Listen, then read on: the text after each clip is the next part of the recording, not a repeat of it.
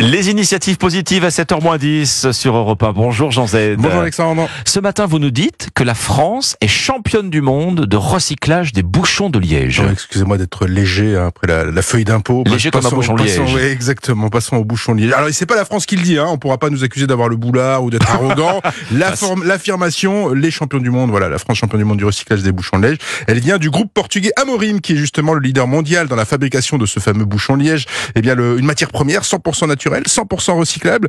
La branche française d'Amorim en recycle 200 tonnes par an, même si nous, Français, nous en consommons 650 millions de tonnes donc par an. Donc 650, voilà, il y a encore de la marge. Oui. Le liège, quand il n'est pas géré par cette filière de recyclage encore naissante, eh bien, il termine tout simplement à l'incinérateur. J'imagine qu'à l'échelle mondiale, la production est encore plus importante. Oui, par exemple, le groupe Amorim produit 6 milliards de bouchons sur une année, donc ça fait une masse. Depuis 14 ans, sa filière France donc tente de faire grossir cette part du recyclage en mettant en place des points de collecte et de tri dans la grande distribution, chez les associations et autres franchises. Et puis, tout ça part au Portugal pour y être recyclé dans l'unique usine européenne de ce type. Un détail qui n'en est pas un, les associations qui travaillent avec cette firme sont rémunérées pour cette tâche. C'est le cas des Bouchons d'Amour, association située à La Chapelle-Saint-Luc dans l'Aube et qui est partenaire de ce réseau depuis quelques mois. Si on parle du niveau de rémunération, Jean, quel est-il ?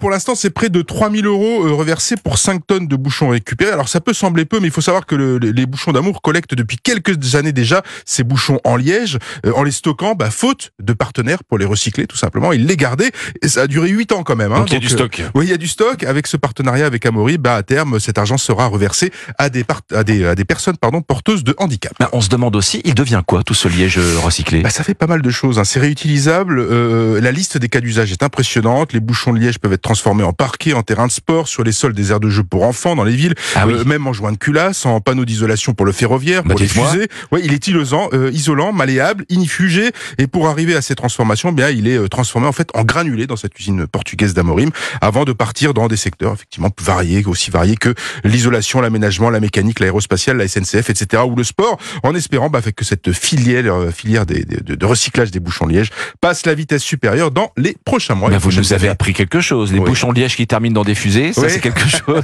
Faut avoir confiance. Faut avoir confiance. Je le dis tout de suite. Merci Jean Z. Les initiatives positives. À demain. À demain.